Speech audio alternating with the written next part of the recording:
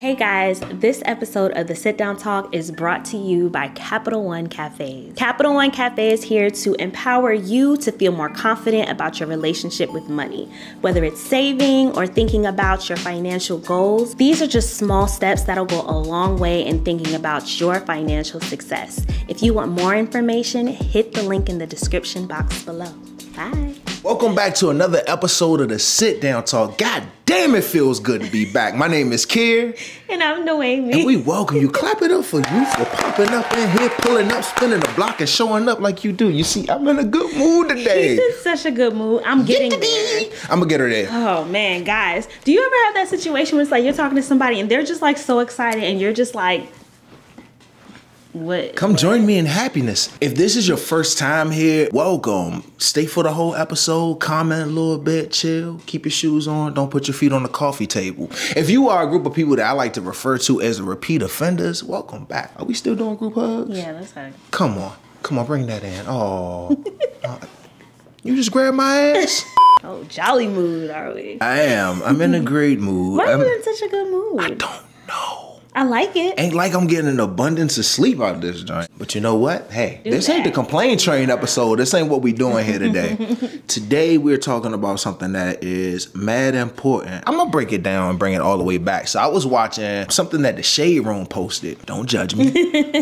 All right, so the name of the article is There's Something in the Water Today. And it's talking about all of these famous couples who are either splitting or just full out divorce. I'm counting 12 to 15 celebrity couples who are calling it quits. And I was telling Noémie, it kind of reminds me of when you have a lot of people around you who are dying and it feels like death is a boogeyman that's creeping up on you ever so slowly. When we did Black Love, they didn't put this into the episode, but the first thing we said is we have no idea whether or not we'll be married in 10, 15, or 20 years. Or 5. Or 5. We don't know what's going to happen. Yeah, we don't make the assumption that that's just going to be a given for us, but we try to do the work every day to make the decision to stay together a lot easier. We check in a lot. Yeah, at first I thought it was too much, but now I think we're on the right page. Yeah, I think you have to check on it a lot. I mean, even when we think about divorce, it's not something that happens overnight. A lot of the times, at least in my conversations, it starts with something that seems to be small, that's not spoken about, and it turns into this big thing that's irreversible. You know what I mean? It kind of is what it is at that point. Yeah, it definitely snowballs. And I always wonder if it started out as an issue that it's like, this is kind of a big issue for me, but maybe it'll get better, or whether it starts as something that is a point of contention. Yeah. Like, I tell you about it, it doesn't change. I tell you about it, it doesn't change. And then I just give up. And then after a while, I realize that giving up ain't fixing it and I need to leave. That's terrifying. But I think it could be both. That kind of led us to a conversation about finances and money. And if you're on Twitter or if you're on any of the socials, you see that when it comes to dating, love, and romance, money is one of the only things that people talk about. Who's responsible for what?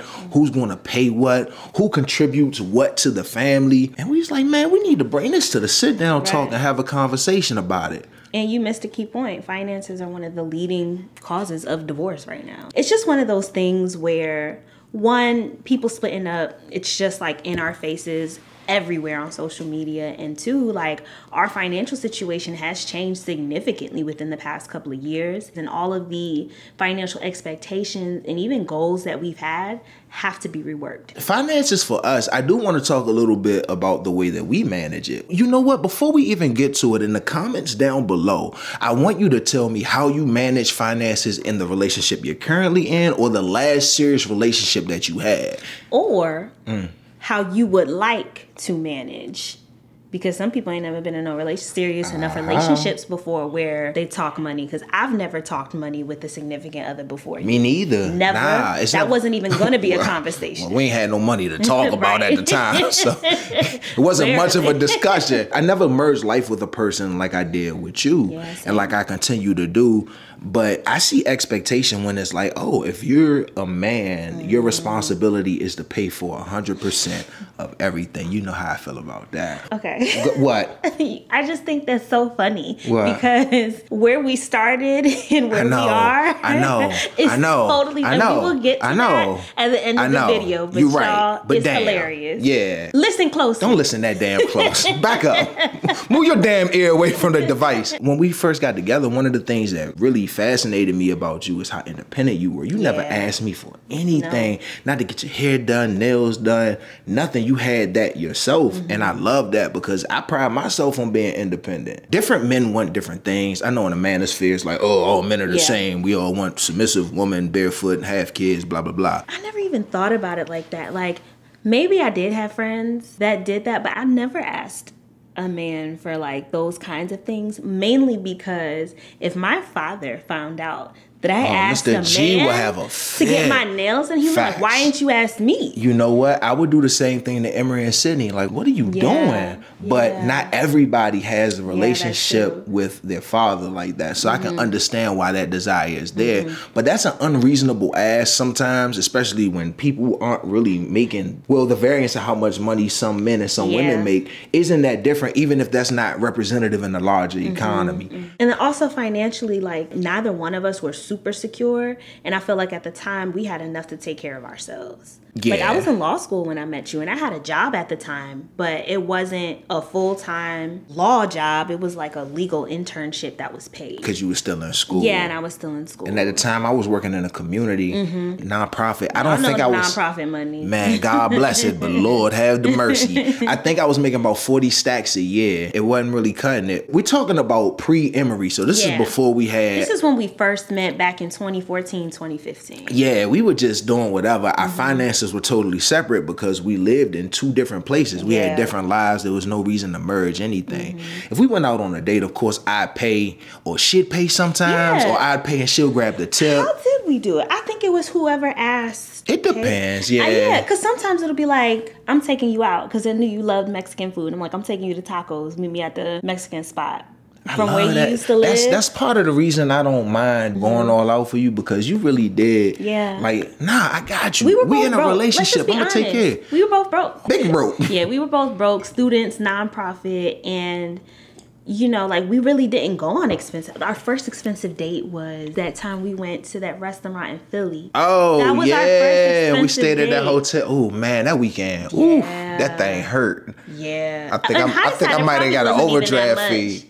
We always got an overdraft fee. Every time we went on vacation before Emory, we had a listen. That's the joint when you only got $300 in your account. So you swipe that joint for $2. You take out $299 in cash, and you just swipe, and you just deal with the consequences of your actions later. They're not gonna decline, but you'll get an overdraft fee. Absolutely. It was different once we started having a kid and we moved in together. One of the first things we talked about was finances, because the genesis of me moving in with you was money. He was like, yo, I'm about to have this baby. I got a car note I'm paying for. I got this rent. We paying for two different things. Let's just merge our finances. Yeah. Now, to be clear, before we even moved in together, we always said if we lived in a place, it'd have to be a place that we got together. Neutral ground. You can't move into my shit. I can't move into your shit because we two only children, and I don't know how that's going to work. When I found out I was pregnant, I had just moved into my first place by myself. I've always had roommates ever since college. Yeah. My bachelorette pad. That joint was nice. And it was so nice. It was a newly renovated condo right outside of the city. Nice tree line area outside the window. It was one bedroom. It had a separate living room, dining room space, kitchen. It was huge. That joint was amazing. Oh my God, it was so nice. And I was in there for what, 4 or 5 months? Yeah, before we had to move to a bigger spot. No, I was there for 4 or 5 months before I moved in. Yeah. And then we weren't dead set on him moving to my place for long. We wanted to try to find a neutral spot. But because of like financial history, we couldn't get approved for an apartment. And that was the first time that I became like privy to the differences in financial awareness between the two of us. So once we joined spaces and we lived in the same spot, the way we set it up was we had a joint account, and we both dedicated a percentage of our paycheck to the joint account. And the joint account went out to bills, groceries, and other household expenses. If we want to do a date night, boom, joint account. But we did a budget first. So first what we did was we put together how much the rent was, how much utilities were, how much our bills were. Like, we created a budget, and then based on that budget, we figured out what the percentage of our individual paychecks would be. Right. It wasn't like 50%, 50%. It was also dependent on how much we made. How much that person made. And how much that person made, how much we needed per month. And then, like, let's say I wanted to take Kier out and go to a restaurant, I would pay for that from my account, or he would pay for that from his account. But the joint account was for our mutual bills at first. And then we both kept a percentage of our own money to Yep. take care of credit card. I mean, looking back, god damn, it wasn't a lot. It really wasn't. I think I had like 150, 200 left after the joint account. It was so wild because the house was taken care of, but on the side, you don't have a lot of play money. Just because we were just jumping into our careers, the bread just wasn't there yet. But it made sense. Everything we did at that point, in my eyes, was out of logic. Whether or not we were prepared to do it, that was the logical thing to do. That was the thing that seemed like it'll lead to the best outcome, so we did it. I don't know if we were gung-ho to share our finances because I didn't have a great relationship with money at the time. And I didn't want you looking at me crazy. I felt like I was going to be judged. I feel like even talking about it now, we haven't spoken much about this. But I feel like we have two totally different feelings about that. Because I didn't think, for me, that period of time was the least financially stressful. Because I had the car note, and I think when I got pregnant, my first thing was I need to pay off the car. So I paid off the whole car. And once we were splitting the rent, Shout I out to had the more Honda money. Civic, man. I know, we shared a Honda Civic for a very long time. I mean, Many we've years. upgraded last year, but that Honda Civic got us through. It got us through. I'm almost 6'2". Yeah. And I hatched my big ass out of that Honda Civic every day. With Emery in the car. And we shared that car for, Years. 7 years? Going back to that time when we were living in that apartment, that was financially easier for me because I had more money in my pocket.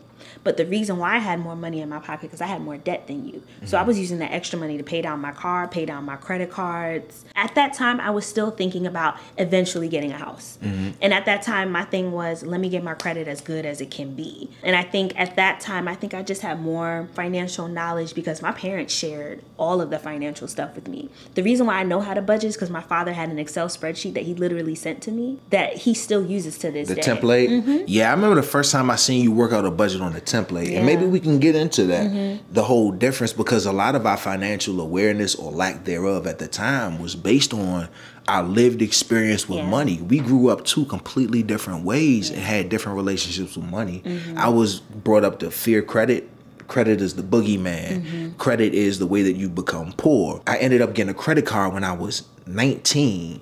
Last year, about 2 years ago, I finally paid it off. So I had this balance, and I mean, the interest rate was crazy, 26, 27%. Yeah, that's real. I mean, that makes sense when you get a credit card that young. Yeah. You don't know, The money growing up, I don't remember there ever being any or there being a conversation about it. When you talk about money, we ain't got none. And it kind of puts you in this scarcity mindset where I was talking to my homie. Shout out to Tiffany Aliche, the budget nista. Yes. I was talking to her and she was like, yeah, because of your relationship with money when you were younger, you probably want to hoard it. You get a bunch of money, you want to keep it for yourself. You just want to look at it because it feels good to sit on that pile. It's something that you never had, but that's not helping you. Keeping that money is not doing anything for you. That's what made me feel good, hoarding as much money as possible. And then when I meet you and you got a different money philosophy, and I'm like, nah, I don't want to spend. That costs $5. What's that $1 joint? That $1, it got spots on it. It's a little dusty. All right, I'll take that. And then it stopped working after the first time. And then you buy that 3 more times. And now you spent $4 versus the $5 one that you could have just spent. And it would have been still working. Facts. But you feel better immediately spending the smallest amount of money. So just coming up with you, and the way I look at your relationship with money is you prioritize comfort. Yeah. Comfort is paramount to you. So comfort, but also I pay for my time. Yeah. So if I would rather pay more money if it requires less effort from me, I pay for the effort pretty much. Like if DIY stuff ain't for me, it's not for me because the amount of time that I would spend. A glue gun? Me? Yeah. No. I mean, if it's for fun, cool. But if it's like something that I need, like for example, building these things, I can hire somebody at TaskRabbit to build what it. things? Oh, these shelves? Yeah, like shelves. So y'all know it's two furniture. gigantic shelves behind the camera. Like furniture, for example. I would much rather, and especially like IKEA furniture, because I will mess it up. I'm going to feel some type of way if I build it myself and it's leaning on an angle. When I could have just spent an extra $40 for somebody to build it for me, and then it's fine. I guess that's comfort, but for me, it's more of like, it's my time. That 3 hours that it would have taken me to do something that somebody else would have taken 30 minutes to do,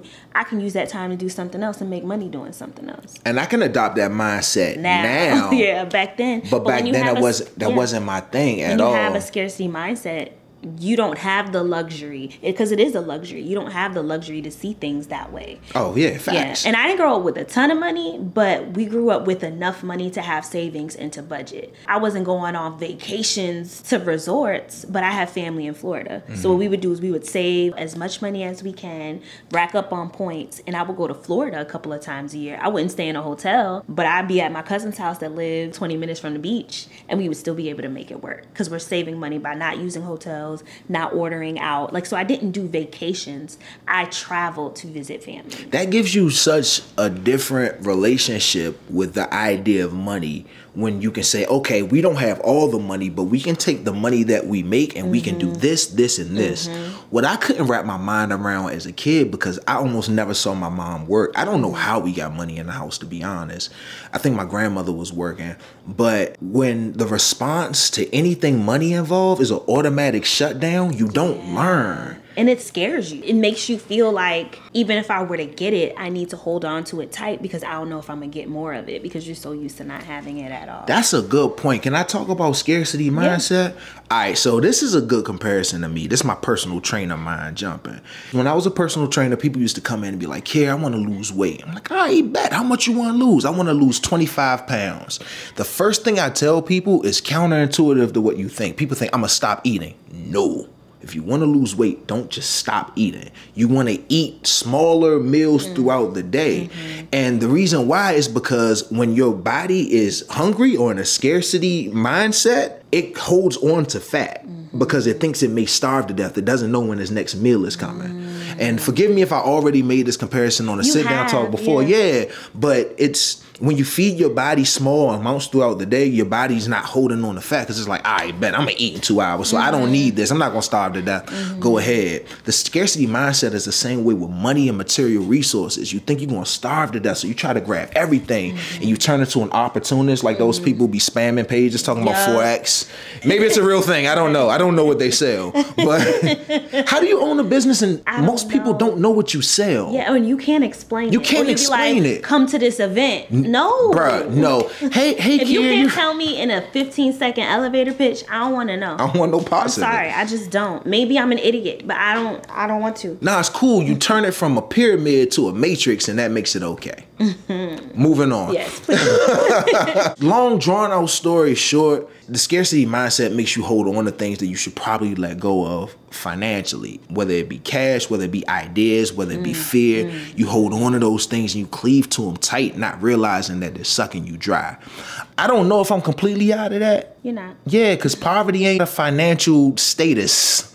Poverty is most certainly a mind frame. I agree. Yeah, and I think I'm still there in a lot of ways. I don't think you're ever going to get to a place where I think you're searching for this amount that you think is going to make you feel good. And then when you reach it, you're like, but I'm spending more money. I'm like, yeah, you spending more money. And we were just talking about earlier today, like the more, Kier has this thing, he's like, every time we make more money, we spend more money. More money. But it's because where we're at a deficit. You know what I mean? We're not eating the best foods. We're not investing the best way. Like we're not really taking into account that we need more financial knowledge on what to do with money. Because you can have cash. Dollars in your hand don't mean anything if it doesn't go to anything. You can get the chicken that's injected with all of the stuff and it's like, you know, $2-3 a pack. You want some water?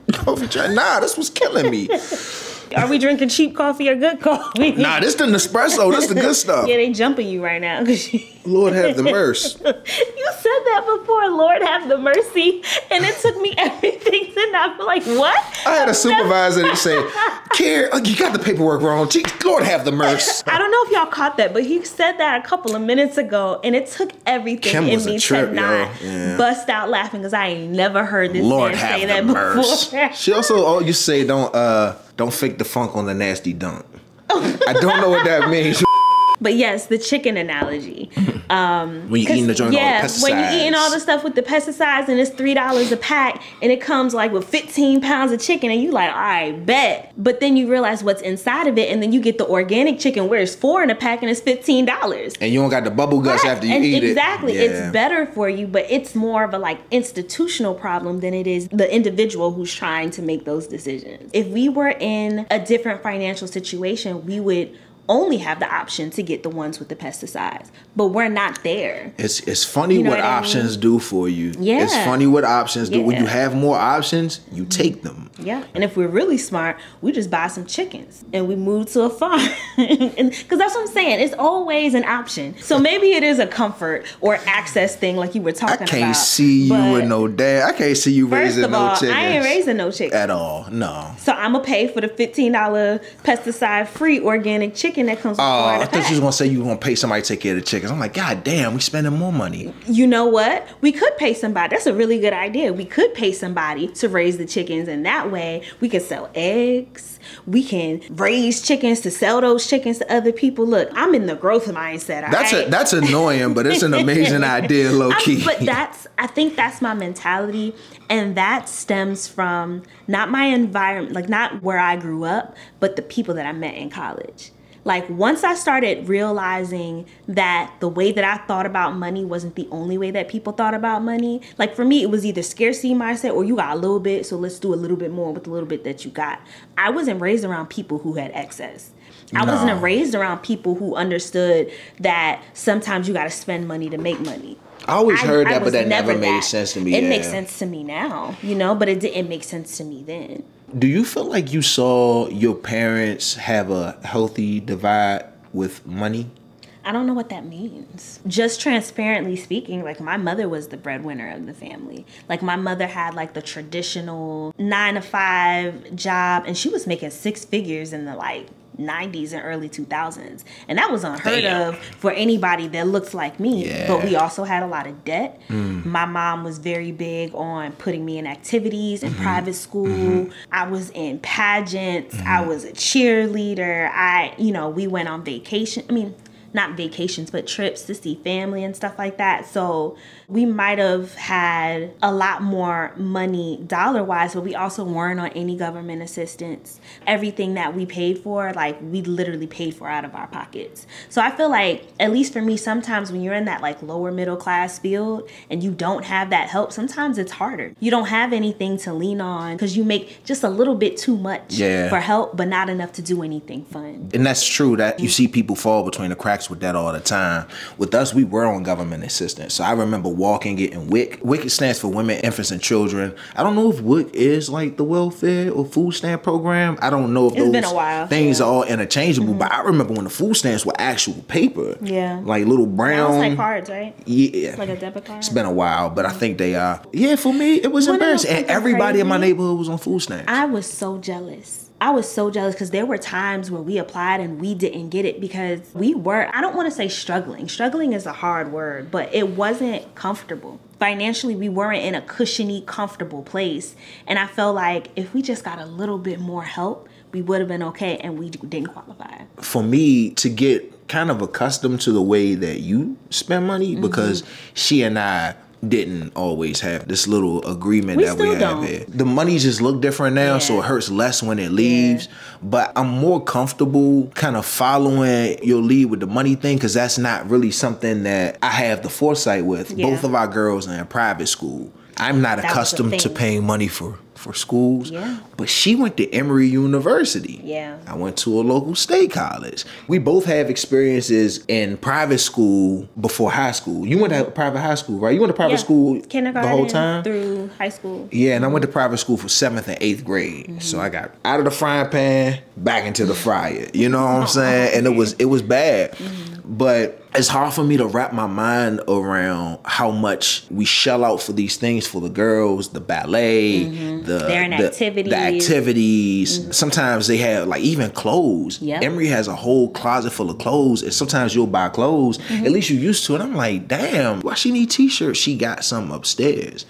But the more I live and the more I kind of see how the money works, it's easier for me to adopt your mindset a little bit more and be like, I can't see the vision, but what I'm not going to do is let my relationship with money interrupt the opportunity for my daughters to go and get the best possible education they can. So I'm leaning on you like, hey, this look crazy, but I'm trusting that you know what you're doing, and in 15 years we're gonna look back and be like, damn, that was a great investment. And I feel very confident about the financial decisions that I've not made, but I've led in us making decisions together when it involves the kids, because I think this is a key moment where if you have it, spending the money to make more money or to put your kids in better situations later helps. Like he said, I went to Emory University. It's in Atlanta. If you know anything about Emory University, you know it's not diverse. Like, I'm not even going to lie about that. And there's a very specific demographic, socioeconomic demographic of people that attend school there. I wasn't a part of that group, not even a little bit. And that was such a soul-crushing moment for me, because I'm essentially a chick from a not-so-great neighborhood, but was top of the class. When you're top of the class in a hood school and top of the class in like these DC private schools that, oh my gosh, like it was bad. It was just a moment for me where I had to notice that my reality wasn't everybody's reality. The things that I thought I held were true when it comes to finances, when it comes to education, when it comes to access, when it comes to even like internships, for example. We were talking about this the other day. I was not for internships in college. If it wasn't making me money, I wasn't doing it. I was in the work study program. I would have worked at the mall. Like, whatever I could do to put money in my pocket, I was gonna do. I knew nothing about the academic investment in doing an internship and just having like job skills. Nobody told me that. Can we talk about that real quick? Of course. So Dame Dash is the former CEO of Rockefeller Records, the record label that Jay-Z was a part of for the majority of his career. And Dame Dash talks a lot about money. It personally never resonates with me the way Dame Dash talks about money, because he has a very, if it ain't about the money, if it ain't about the growth, if it ain't about this financial wealth building, I ain't trying to hear it. I hear people all the time with, if it ain't about the money, I ain't picking up the phone mindset. To me, that is a poor man's mindset. Let's just take social media, for example. People walk up to me all the time, hey bro, how I get brand deals? How I get brand deals? How I get brand deals? I'm trying to quit my job. I'm trying to quit my job. I'm trying to get these brand deals. And then you talk to them and they're too proud to take less money, or they're too proud to do a free opportunity. I still speak for free.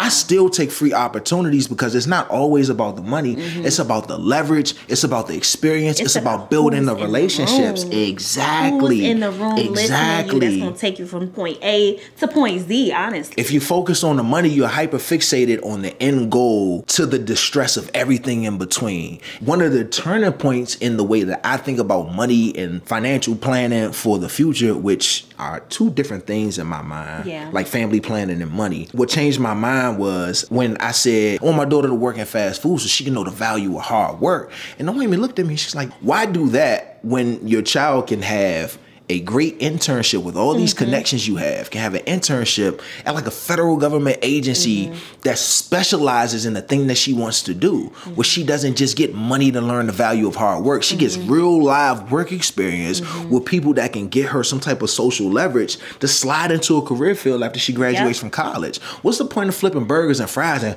ooh, job well done, I sweated to death, when you leave your college education to a vast nothingness of employment? That's exactly what happened to me. Luckily, it worked out. It worked out for me because I ended up being a part of a program called Teach for America. TFA. Shout out to TFA. Yeah, and shout out to Miami cohort. I think being around those people and just giving me a couple of extra years to figure life out really helped and changed the trajectory of my life completely. There's nothing against like flipping burgers if you have to, but my kids got aunties, uncles who are scientists, engineers, doctors, lawyers, fashion artists. Every field that you could think of, we have people in those fields. And I feel like one of my biggest hindrances as a kid is that I had all of these ideas of what I wanted to do, but I had no idea what it actually took to get into those fields. Entertainment law, for example. I always wanted to be an entertainment lawyer. Yes, I am an entertainment lawyer now, but all the things that people told me to do to get in the field weren't what got me in the field. You know what got me in entertainment law? Connections. Yeah. Doing a good job. Walking up to people you don't know and it's like, hi, my name is Noémie. This is what I do. It was my social skills. It was my ability to be in a room with celebrities and not act a damn fool. It was my ability to shine in spaces where everybody's shining. Everybody in the room knew somebody to get in the room, but how do you stand out? And I don't feel like I would have learned that by working at Burger King. I feel like I learned that by being in spaces where I was uncomfortable, by being in spaces that pushed me to speak, by being in spaces that pushed me to have conversations with people that may not look like me, they may not come from the place that I come from, and to be confident in my interactions with those people. And I feel like that comes with those internships. That comes with those girls being in ballet and doing a performance in front of all the mommies and daddies. But you know what I mean? But those little things matter. I didn't see that at first. But if I would have walked into this relationship with a man, I'm the man, I got to be the breadwinner. Just real quick, I never cared about being a breadwinner. We thought I was going to be rich. I'm the entertainment lawyer. And Shawty was talking about, man, I'm going to buy you a Dodge Charger. I'm like, hey, I did say flew me out. Yeah. I have no problem with that. Flew me all the way out. My ego ain't attached to how much money I make. When I met Kier, here you go. I knew he was going to be a star. Here you go. I tried to tell him. There was just something about him that I felt like we would go to all these like law school events and barristers ball and, you know, networking events. And he was like the dude on my arm and like, yeah, this is my boyfriend, blah, blah, blah. But he just had a way of speaking with people and he had a way of connecting with people. And I'm just like, all the things that I had to learn by going to Emory and putting myself in these situations, he just knew innately. And I'm like, you just haven't been in the right room. And ever since then, like that moment that I met him, I'm like, what do you want to do? And I was very big on pushing you to do that because I saw everything that I had to work so hard to learn that he already knew. And if he was in the right room with the right people, he would take off. And look at him now. That's what happens. Look at him now. Okay? Was I right or was I right? Yeah. Toot toots. You a bammer. You're right, but that brings home the point. What would happen if instead of flipping those chickens at Popeyes like I did, I had an internship at a place where I could gain some real social capital and I could see some people who ain't look or sound like me and get a different lived experience. And that's definitely what I want for my kids. There's nothing wrong with working at Burger King, by the way. Absolutely. It's a generational thing. Didn't your mom work at McDonald's? Yeah. My mom started off in McDonald's, ended up working for a Prudential financial company, making 6 figures within like 10-year time span. Do you think you would be here right now if she didn't do that? No. It's a generational thing. Like, this may not be comfortable to hear, but you know I'm not here to tell you the comfortable thing. I'm here to tell you the truth. Sometimes it takes generations to get out of poverty. And sometimes it's not your generation's time to enjoy all of the fruits. You are still the working generation. My grandmother, I don't think she ever finished elementary school. My mother didn't finish college. I got my master's degree.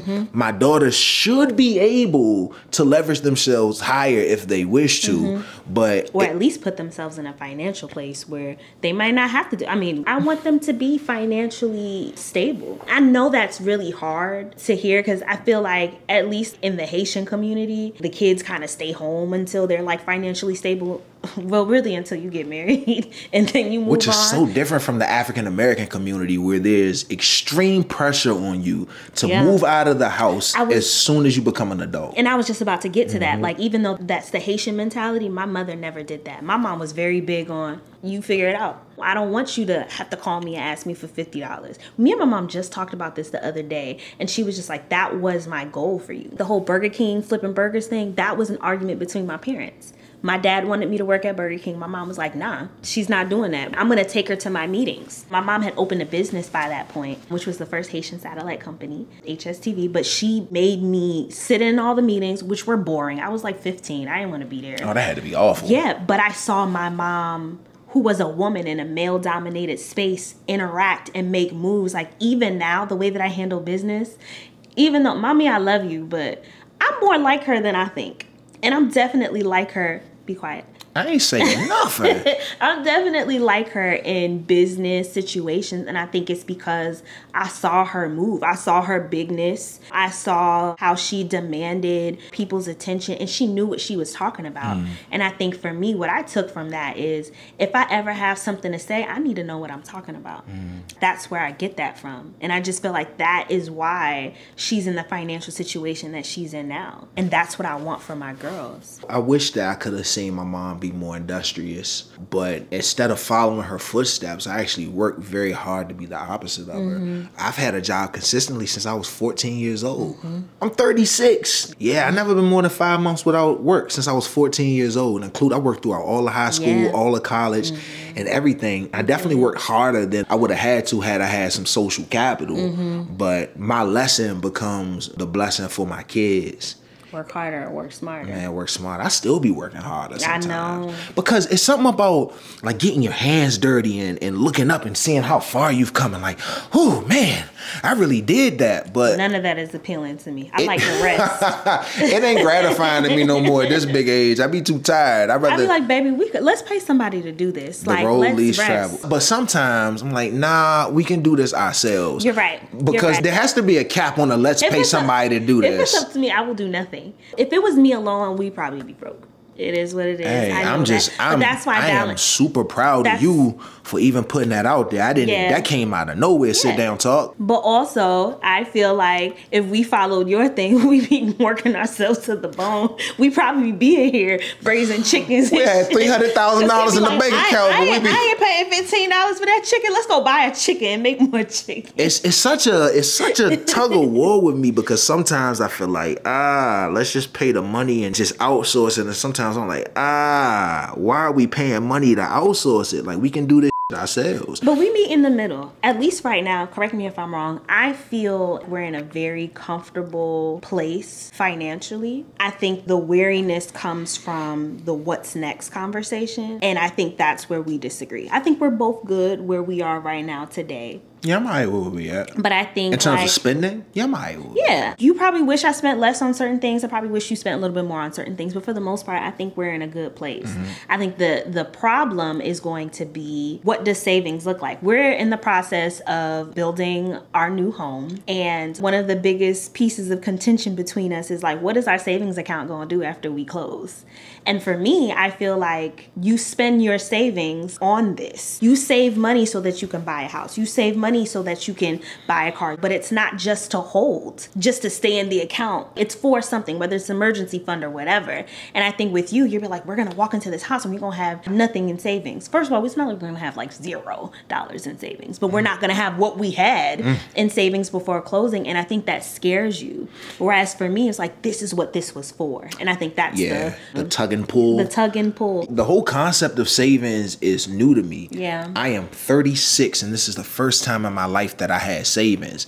I've always had to spend outside of my means because I lived on my own. Most people I know who had an opportunity to save money live with a parent for a little bit or cohabitated with somebody and save cash. I never had those opportunities for real. So this is my first time having savings. And to think of just this nest egg that I built, just dropping it all in one place, it makes my stomach hurt because I still operate out of that scarcity mindset. When it comes to finances, I operate from the worst possible case scenario. I'm a business owner now. I ain't got no paycheck coming if I don't work. What happens if I get sick? If I fall off my one wheel and I get paralyzed? It's the worst possible case scenario, but the worst possible case scenarios happen to me so much in my life that I like to, at the very least, operate from that point because it can't be worse than that. That's the most devastating turn of events that can happen out of everything that's on the table, right? I like to operate from that mindset, and not having that money scares me because if something goes wrong, my main concern is how I'm going to financially take care of this family, because it's not like it was before when we split the bills. I pay for everything now. Which is so wild. Because that's, can you imagine if we talked to ourselves 5 years ago, 6 years ago, and we were like, this is what your life gonna look like. I'd be like, where? Where you get that money from? It's like, you do what? I would have snuck up behind me and yeah. Put me to sleep. Like, boy, what's wrong with you? Can I challenge you real quick? You were talking about looking at things from like a worst possible scenario mindset. I think it's deeper than that. I think it almost cripples you. because you get to the worst possible case scenario mindset and then you live there and you stop there.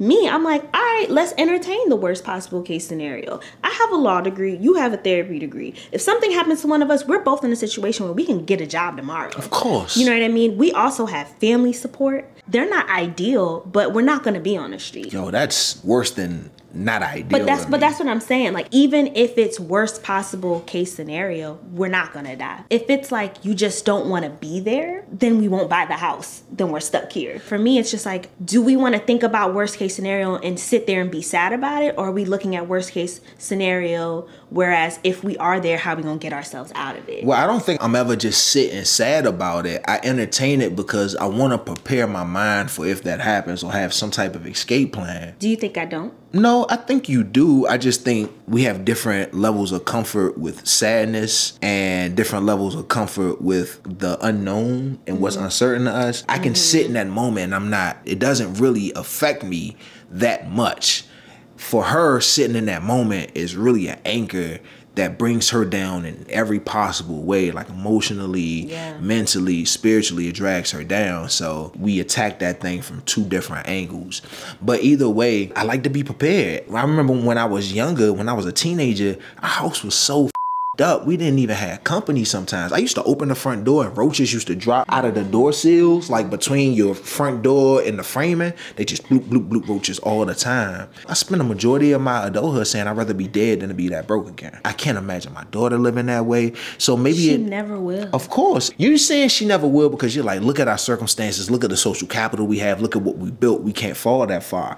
I agree. But in my mind, it's like, she never will, is because I have this fear of this thing and I'm gonna always go dumb hard to make sure that it never happens. It's the same mindset. It just comes, it's birthed from two different places. We all know that this series is about couples counseling and kind of how we work through issues, but I think there's something to be said when you work ahead of things that you know are gonna come up soon.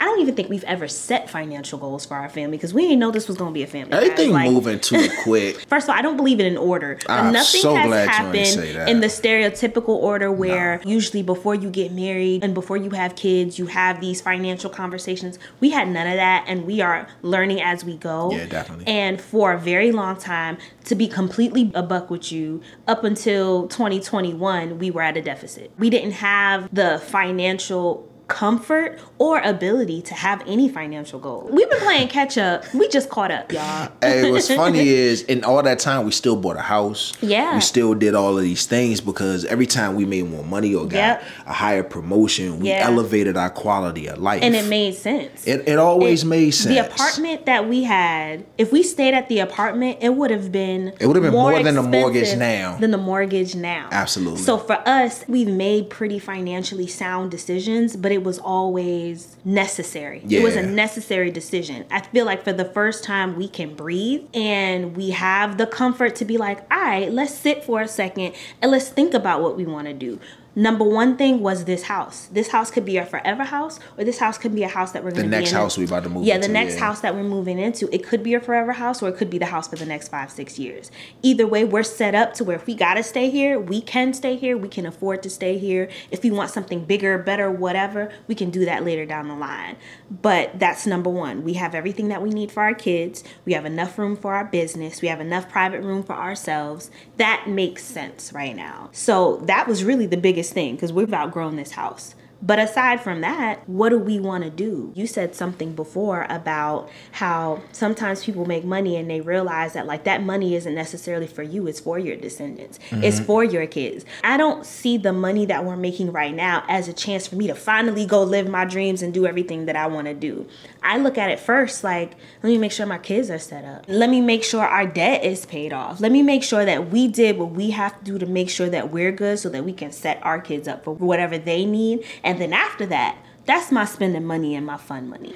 When we talk about financial planning and goals and investments, I've always shied away from that conversation because I never felt like I had enough money to have enough knowledge to know what to do with something I don't have. Yeah. But I now think a lot of us are there. Yeah. And people talk about crypto. Like, I still don't really. Hey, bro, you need to buy 120 shares of Shiba Inu, and I'm like, bro, I don't speak Mandarin. I don't understand. And when people start talking about finances, they start speaking above your head and going into this lingo. Like, explain finances to me like you would explain them to a 3-year-old. Yeah, we new to the club. Yeah, like we're ready and willing, but give me a second to catch up. We weren't ready to buy a house, but we ran into a house that was an amazing deal for what we have, and we knew we were going to outgrow this joint in the next 2 years. We had to leap. So you can't do everything in the same season. And I don't know, maybe you're a financial guru. Correct me if I'm wrong, but I don't feel like we could save for this big ass house and be playing in the stock market and buying investments. I wouldn't feel comfortable. I wouldn't feel comfortable much of a risk either. Right Yeah. So I think we're moving at a pace where next year we'll be in a place to start investing in these things. It's just not the time to do that right now. And I'm okay with that. Me too. I'm okay with that. We've never talked about that before. Yeah. I'm glad we're on the same page though.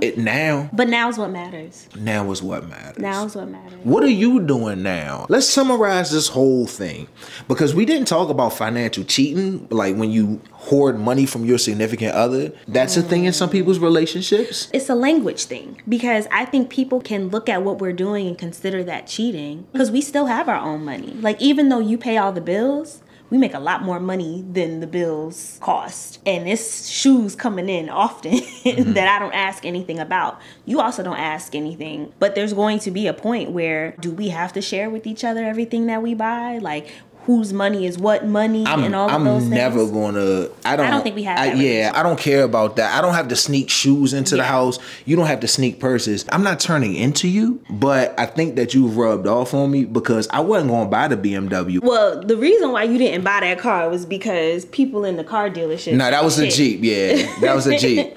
I walked into a Jeep dealership and I asked how much Wrangler was, and the dude looked at me. He's like, "Oh, you can't afford this." And then I went and I was like, "Okay." And they made the BMW an easy choice. I was gonna buy a Ford Explorer, and he was like, "Man, get the BMW. Why?" I said, "Get what you want. Get what you want." And I was like, "Man, that's too expensive." But I budgeted. I had my Excel spreadsheet. I put in the amount of money that we were making. I put in what the monthly payment would be. I'm like, you can get a car that costs up to this much a month and be good. I'm glad you did, because I really enjoy the BMW, but I'm a numbers girl. That goes to show how the mindset is just completely different and how it continues to be different. So I would say, if you are somebody who does live from a scarcity mindset, I think one thing that would be really good to do is a budget. It's for you to look at, how much do you spend? How much do you need? How much do the things that you want cost? What do you want to do? And really put it on paper. And you don't even got to do the math yourself. Excel spreadsheets do it for you. Or go on Google, type in Google Sheets budget template. For someone like Kier, just as your wife, you need to see the numbers. You need to see it make sense. Yeah. And I think if you're someone like me that is real big on like the experiences and stuff like that, really analyze the amount of money that you're spending. Is this experience worth it?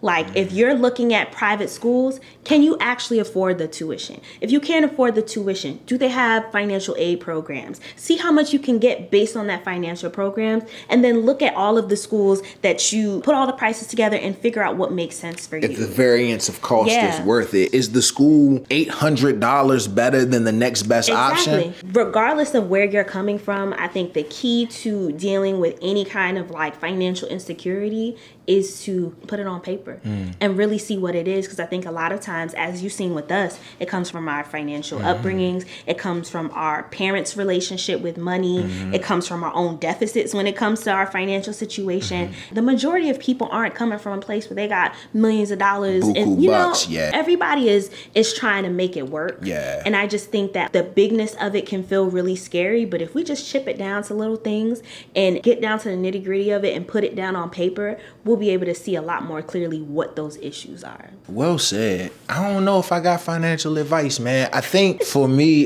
I think it's going to be more about mindset. and walking into a relationship taking the gender out of the money. If you walk into, regardless of your financial situations, let's say I make $30,000 a year, you make 80, but I feel because of my gender, I have a responsibility to take care of everything, even though that's not my reality. So I would say take the gender out of it and try to figure out what works best for the both of you all, what works best for the collective. Because sometimes what's going to work best for the collective is going to really not work for one individual or both. And that's a conversation, because if my pride is attached to what I take care of in the house and I'm unable to, then I'm not being my full self. I don't feel like a full or whole person. And everyone deserves to feel like a full or whole person, regardless of how much cash you bring in. And also separate your worth in a relationship from the dollar amount. I have a lot of conversations with men where it's really hard to do that, because with being a man, it's about utility. If you're not useful, you're not worth anything. If you're not bringing in money or you're not providing for the people around you, you're not worth anything, which is really up, because that's not everyone's reality. But just because it's not, that doesn't mean you deserve to feel worthless, or you haven't run into an income or economic situation that allows you to do the things that you will ultimately like to do. So to me, I just think just stepping back and taking that piece out of it, the responsibility. I need you to pay all the rent. If you don't have all the rent money, maybe we need to pivot. Maybe we need to try something different right now. I think that's really helpful. I see a lot of people nosedive with that. All right, so we about to get out of here. Moral of the story, finances are complicated. They're as complicated as love. I want you to tell me in the comments below, what's your biggest takeaway from this conversation? What do you think you can apply to your relationship, your situation, or tell a friend for them to apply to their relationship or situation? I'll respond to some of them joints below, because I'm curious as to what you think. But that's going to be it for us today. Thank y'all for stopping by. Thank y'all for giving us y'all ears and y'all attention for this time. Make sure you hit the notification button so that you can know all of our posts as soon as they post. Also, make sure you hit that subscribe button so that we can know you family. We don't like strangers in the house, and we need to, make sure you a little familiar or whatnot. Go back, watch all of our sit down talks, catch up with us, get to know us. We back, we regular, we about to be doing this thing, and it's always a pleasure. Till next time. Bye.